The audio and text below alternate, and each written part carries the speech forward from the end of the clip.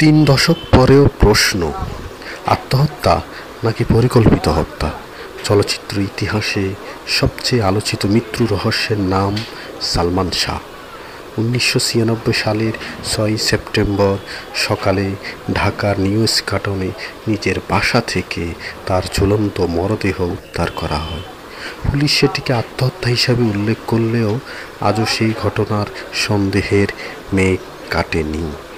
সালমান শাহের মৃত্যু নিয়ে তখনও মোট 6টি তদন্ত কমিটি গঠিত হয়েছিল। পুলিশ, সিআইডি, এমনকি এফবিআই পর্যন্ত যুক্ত হয়েছিল তদন্তে।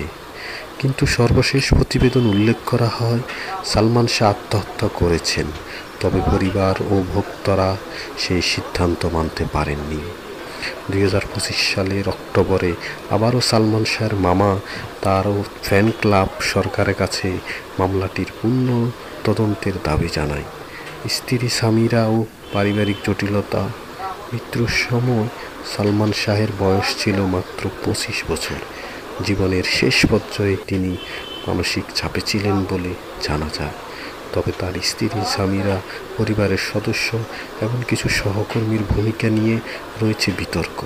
কেউ কেউ মনে করেন সম্পর্কের টানাপোড়েন, শিল্পজীবনের চাপ তাকে আত্মহত্যার দিকে ঠেলে দেয়নি, বরং তাকে ফাঁসানো হয়েছিল।